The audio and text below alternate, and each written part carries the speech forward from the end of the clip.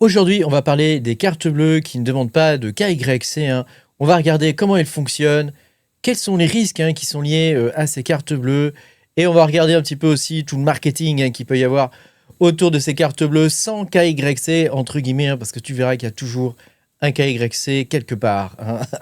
Pense à mettre un petit pouce bleu, à t'abonner à la chaîne si tu n'es pas abonné. Je te rappelle que tu peux me soutenir en allant sur patreon.com/makertronic. Tu pourras avoir mes vidéos exclusives sur le minage de crypto-monnaies. Minage qui, au passage, te permet d'acquérir des coins sans KYC, hein, du tout, hein, cette fois, pour de vrai, hein. Et donc voilà, ça te permet d'avoir accès du coup à mon Discord et à mon Patreon, où je poste des vidéos, où je te mets mes trouvailles, hein, puisque moi, mon but, c'est de trouver des coins qui n'existent pas encore, qui sont pas listés, voilà, personne les connaît.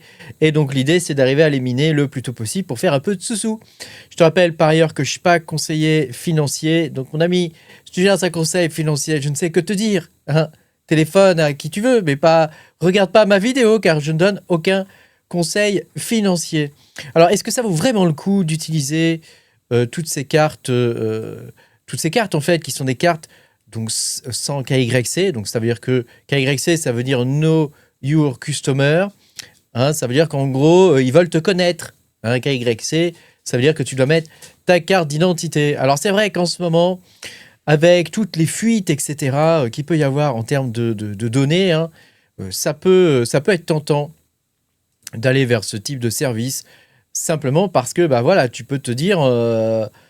bah, ma foi, là au moins je suis anonyme, hein, on risque pas de savoir que j'ai tant de crypto et tant de machin, donc au moins je suis tranquille.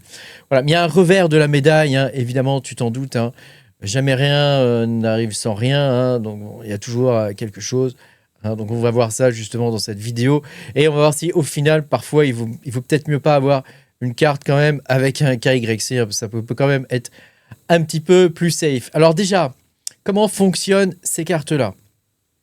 Donc, il y en a de tout type, hein, de ces cartes-là, hein. Mais je vais essayer de t'expliquer vraiment le fonctionnement de base, hein, de ce type de carte.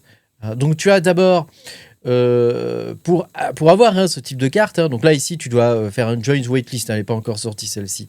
Mais par exemple, sur Bing Card ou sur celle-ci, donc Creepy Card, hein, qui te permet de payer en USDT, hein.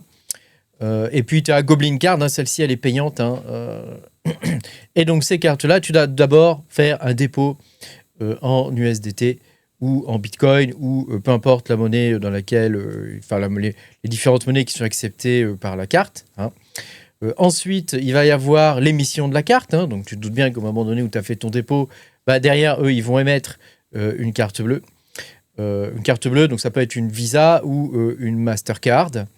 Là, en l'occurrence, par exemple, ici, c'est une Visa. Ici, c'est une Mastercard, la Goblin Card. Ici, celle-ci, je ne sais pas ce que c'est. Je ne sais pas ce que c'est.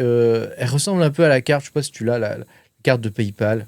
Une carte business PayPal qui ressemble un peu à ça. Voilà. Et puis, celle-ci, c'est une Visa Business Platinum. Tu verras que Business Platinum, c'est pas anodin.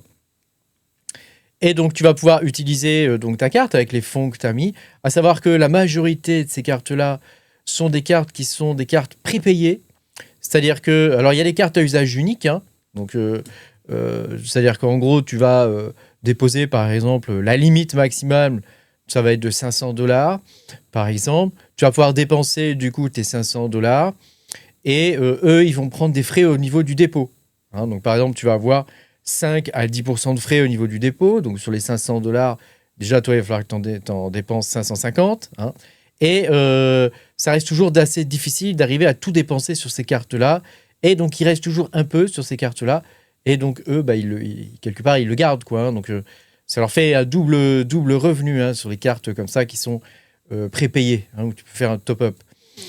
Et puis, tu as d'autres types de cartes, hein, qui sont des cartes où ils vont exploiter un système corporate, hein, le système des cartes corporate. C'est pour ça qu'ici, tu vois que ça, c'est une business Platinum, hein, c'est parce que c'est une carte corporate en fait, et donc ils vont émettre un certain nombre de cartes, hein, pour une entreprise. Donc c'est une entreprise qui va émettre, si tu veux, autant de cartes qu'ils ont entre guillemets d'employés, quoi, quelque part, quoi, hein. Donc c'est des cartes corporate.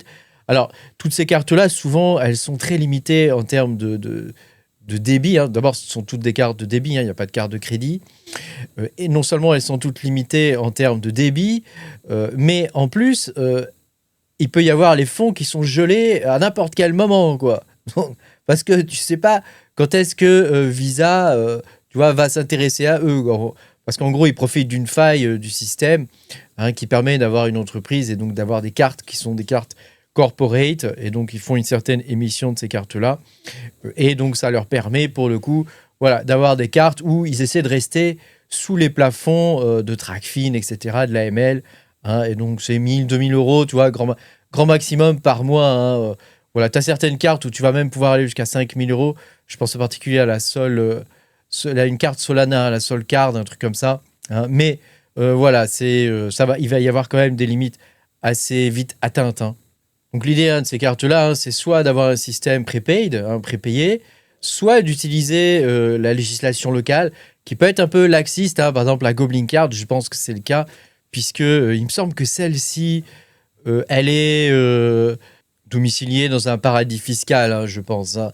Donc là, tu vois, elle te coûte celle-ci $350 que tu peux payer en Monero. Hein, mais si tu payes en Monero, tu vas payer 4%, hein, au lieu de 3,5%. Donc tu vois, ce type de carte, ils vont profiter de failles ou d'un certain laxisme juridique dans certains pays. Alors il faut bien comprendre que toutes ces cartes ne sont pas vraiment des cartes anonymes, hein, puisque déjà derrière, il y a une entreprise. Hein, donc c'est l'entreprise qui va faire le KYC à ta place, hein, dans le cadre par exemple de cartes où ce sont des business cards. Hein, là, c'est l'entreprise qui fait le KYC, hein, donc c'est elle qui est responsable quelque part. Et toutes les données, évidemment, au niveau des transactions, évidemment, tout est traçable. Hein, tout est traçable. Donc à part, évidemment, si tu fais ça avec du Monero, où là, ça devient beaucoup plus difficile de tracer. Sinon, c'est vrai que, par exemple, sur la Solcard, Solana, tout est traçable. Hein, donc, on peut savoir d'où viennent les Solana, et comment ils ont été acquis, par où, comment, pourquoi. Hein. Un autre truc à bien comprendre, hein, c'est que, par exemple, sur ce type de carte, qui est une business Platinum, comme ce sont des cartes corporate, les fonds que tu vas déposer vont appartenir à l'entreprise. Ils ne vont plus t'appartenir. Donc, no KYC, ça veut dire aussi not your found, hein, quelque part. Hein, donc, ça peut être une mauvaise chose, parce que tu peux avoir les fonds de l'entreprise qui sont gelés. Voilà, il peut se passer n'importe quoi. Tu pourras rien y faire, quoi. Tes fonds seront perdus. Hein. Donc, si tu mets 500 balles, par exemple, sur une carte comme ça, et que tu ne les dépenses pas rapidement, par exemple, ma foi, hein, tu risques d'avoir des surprises. Donc, il faut bien comprendre que les cartes comme ça, actuellement, les cartes anonymes, véritablement anonymes sans KYC, n'existent plus vraiment. Elles utilisent ce qu'on appelle des loopholes, et ça leur permet, si tu veux, de survivre, hein, pour l'instant. Mais voilà, c'est toujours des cartes où ils profitent de la législation et de choses comme ça qui sont un peu plus tolérants, on va dire. Alors la réalité, évidemment, hein, c'est que si tu veux utiliser ce genre de carte pour rester un peu sous les radars, méfie-toi, parce qu'il y a des risques associés. Hein. Donc par exemple, si tu prends une carte chez crypto.com ou d'autres, hein, il y a Kraken, je crois, maintenant, ils font une carte aussi, je crois. Enfin, voilà, il y a toutes sortes de cartes maintenant qui sont émises par les exchanges. Il y a des cartes comme ça qui fonctionnent très très bien et où tu n'auras jamais de problème. Binance avait sorti une carte il y a quelques années qui fonctionnait extrêmement mal. Hein. Moi, j'avais essayé de l'utiliser une fois ou deux, hein, à l'époque. Hein. C'était à l'époque d'Ethereum. Ça fonctionnait vraiment très très mal. Je crois que j'ai jamais réussi à faire un paiement avec. Hein.